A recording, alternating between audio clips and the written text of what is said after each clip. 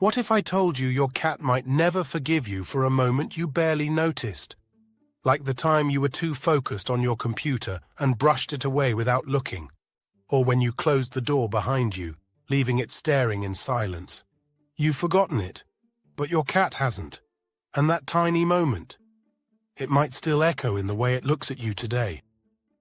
There is only one way to earn their forgiveness, a secret signal, a primal code that only its ancient brain can understand.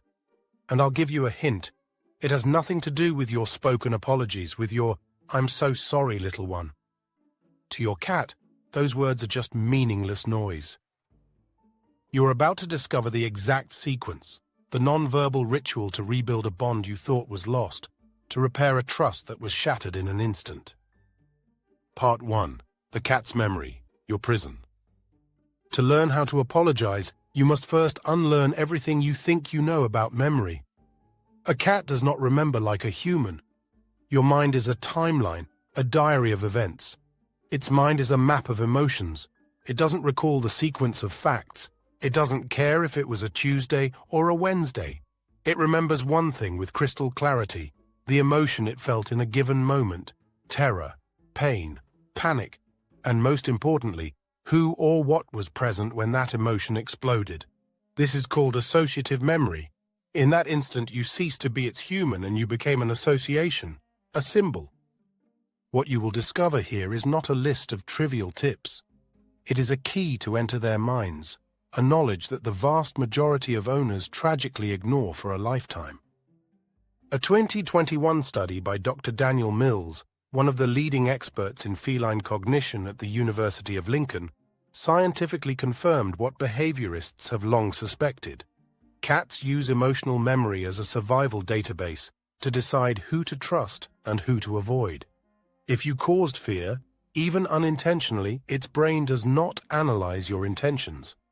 It performs a cold, instinctive calculation and records a devastating equation into its operating system. You equal danger. And once you are labeled as danger, you become a ghost in your own home. I know this because I've lived it.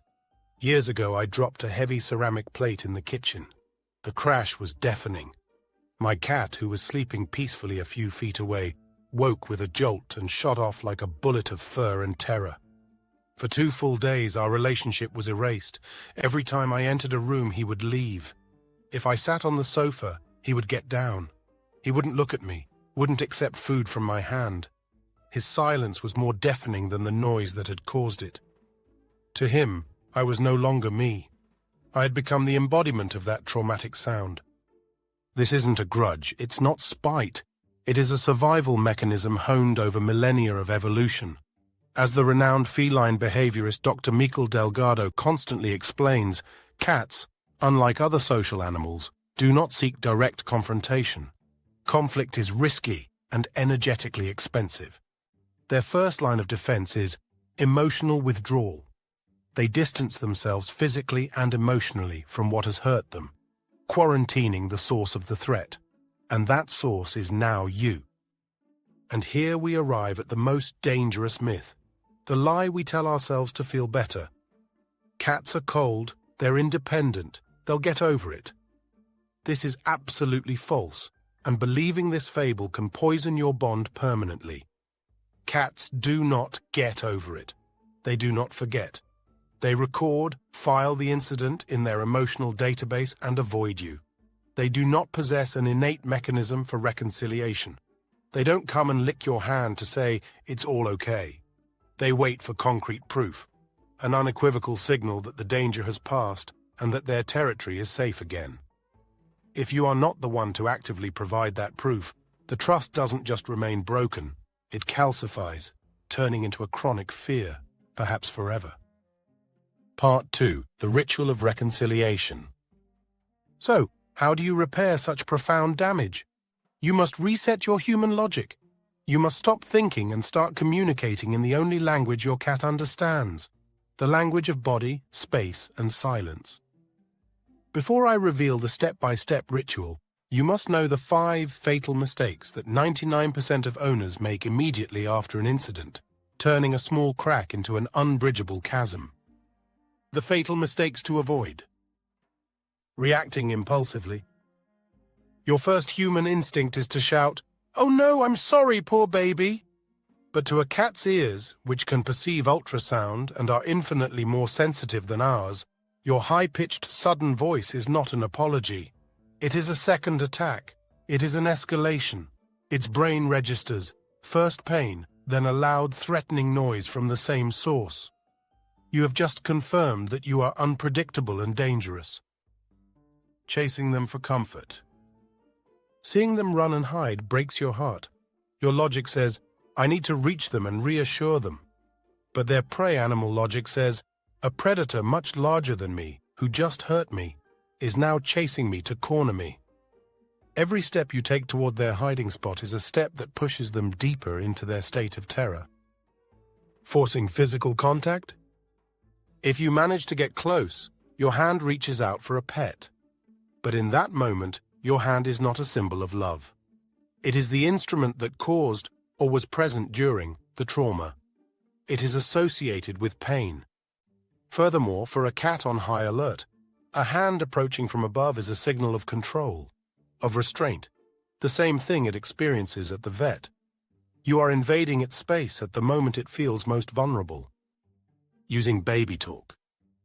Speaking in a high-pitched, cooing, pleading voice, whose mommy's sad little kitty, is profoundly unnatural to a cat.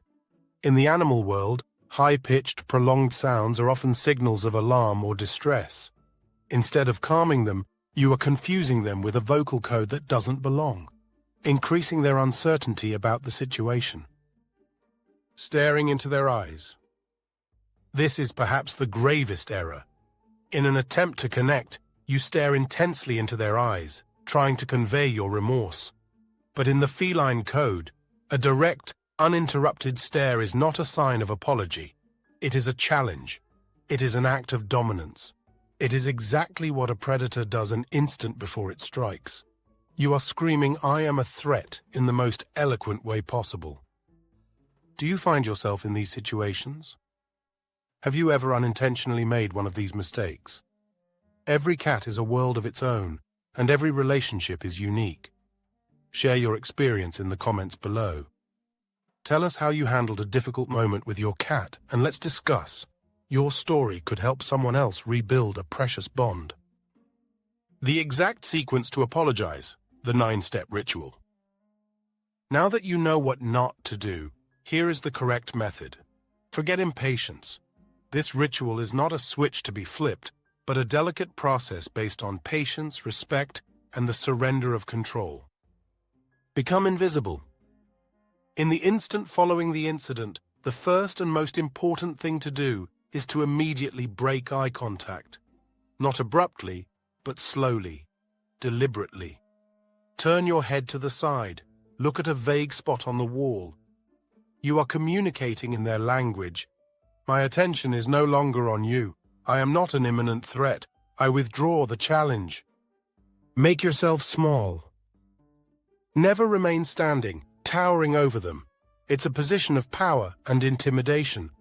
With slow, fluid movements, lower yourself down until you are sitting on the floor, and crucially, always position yourself sideways to them, never face on. Exposing your side is a gesture of vulnerability. You are saying, look, I am small and I am not in an attack posture. The feline kiss.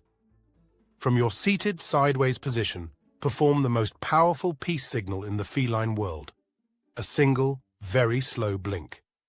Not a series of winks. 1. Close your eyes completely, hold them closed for a second, and then open them with the same slowness. To close your eyes in front of a potential adversary is the ultimate act of trust because it makes you vulnerable. You are saying, I trust you so much that I am willing to be blind for a moment. Speak without speaking.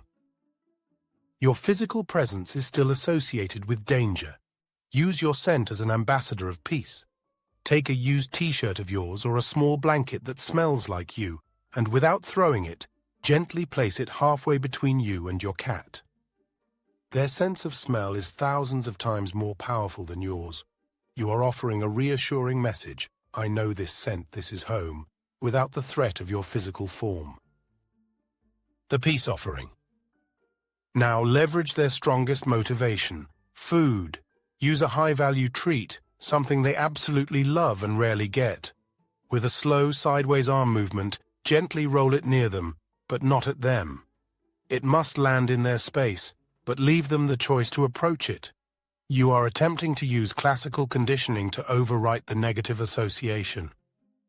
The silent call. Immediately after the treat has settled, and only once, whisper their name. Not as a question, not as a plea. Whisper it in a low, calm tone, almost inaudibly. It is a faint signal of recognition, a familiar sound amidst the tension.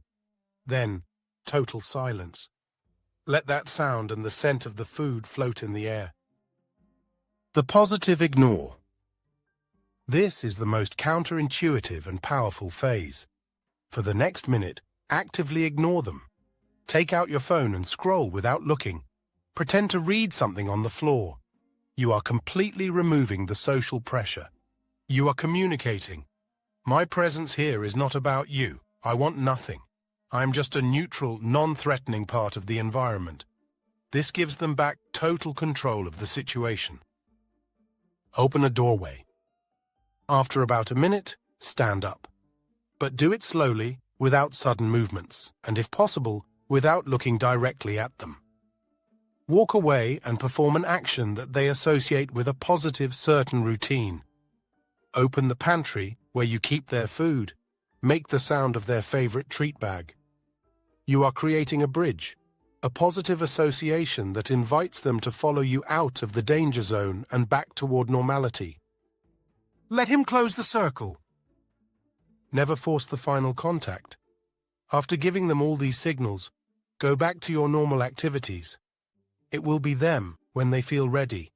It might take 10 minutes or 3 hours, who will take the final step. They will come to you, perhaps hesitantly, and rub against your leg. That rub is not just a simple request for pets. It is their way of marking you again with their pheromones. It is their way of saying, I am reintegrating you into my territory. Trust is re-established. That, and only that, is their forgiveness. You see, the real secret is not to apologize.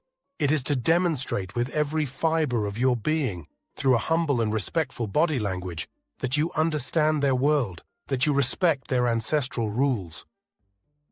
And now the most important part, the one that makes the difference between an owner and a true companion.